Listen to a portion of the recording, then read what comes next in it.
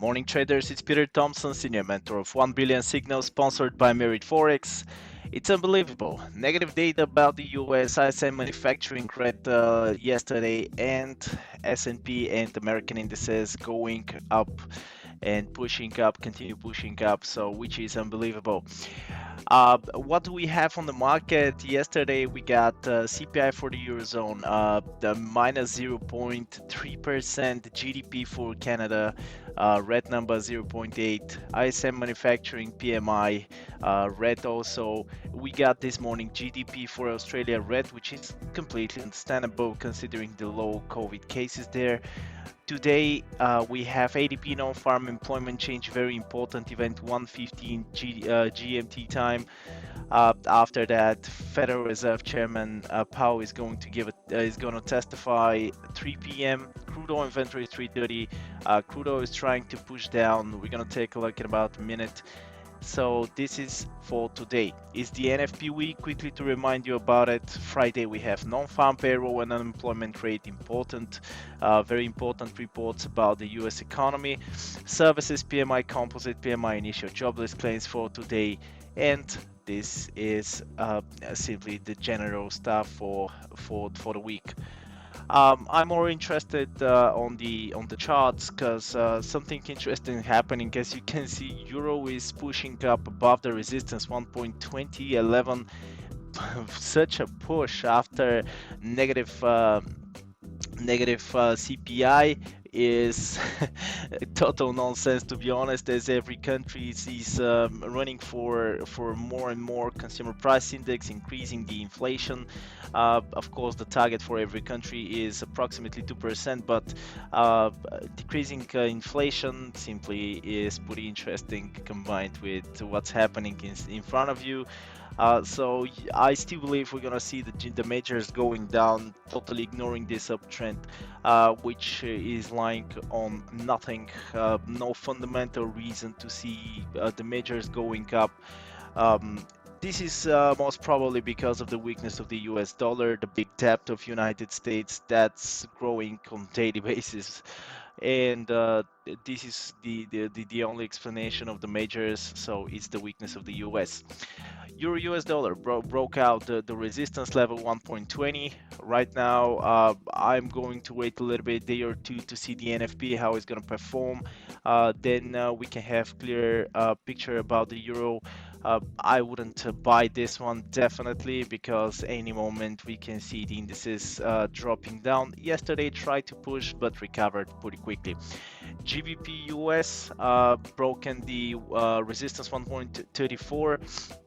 Not pretty much. 120 from the beginning of the day, 120 pips growth, and I'm just gonna wait a little bit to see correction and how big is going to be this correction. I'm not buying GBP for now.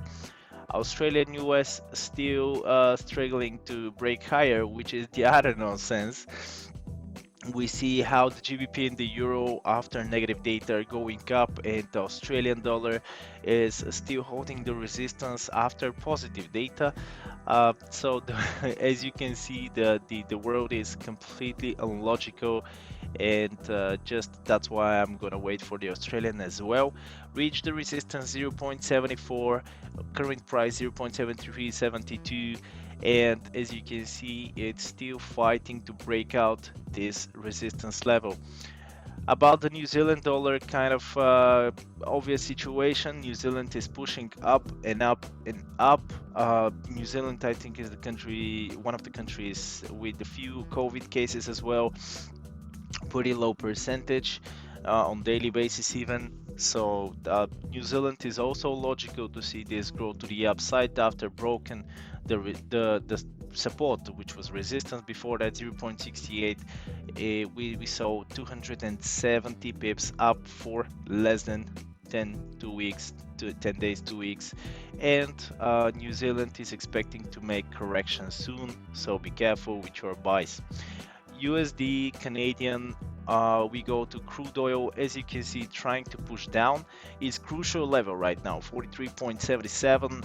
For the crude oil, I think everything depends on the American indices for now because simply they're driving the US dollar, and not logically they are pushing up. So this is actually what's causing the I'm sorry, crude oil going up as well. So right now this is crucial level watch for it. I would wait. I'm not gonna take any buy trades, even though it's logical to take buy trades on the crude oil here.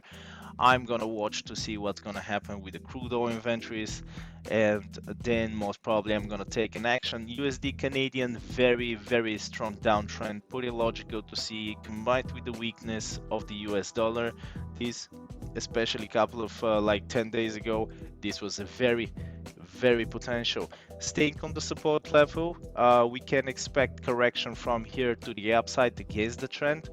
Breakout trade 1.2928 is also possible, but I would wait for a slight correction, and then I'm gonna take short trades on the USD CAD. USD CAD is pretty clear as the USD Swiss. USD Swiss is one of my favorites, as you already know. We see a downtrend, completely sell opportunities we have to looking for. We do expect like the USD CAD correction to the upside. NFP is very important report for the American indices as well. So for now, we've been waiting. It can break out, but be careful because after such a drop, it's pretty possible to make a correction. This is a very strong drop of the US dollar, and respectively speaking, we can see a very quick return to the upside.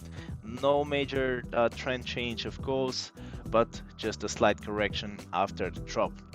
And what about the USD Japan? USD Japanese made a momentum yesterday, so try to push down. Japanese is taking a step back, as you can see, but I don't think this is gonna last for a long period of time. And we are in a very strong downtrend. We even forming kind of triangle formation here on the end, but I'm not following these formations, but it's important to notice. And the direction is completely down, so USD Japan, we could expect big drop to the downside very soon. So thank you very much for watching, guys. Quick reminder, Friday is the NFP, very important. We have today ADP NFP report 115, initial jobless claims tomorrow, today crude oil inventories. Follow the calendar because it's very important, especially in such an environment. Follow the trend, of course, as always. Thank you very much for watching, of course. Thumbs up, share us and like us on the social medias, support us online, and expect my new video on Monday. Bye bye.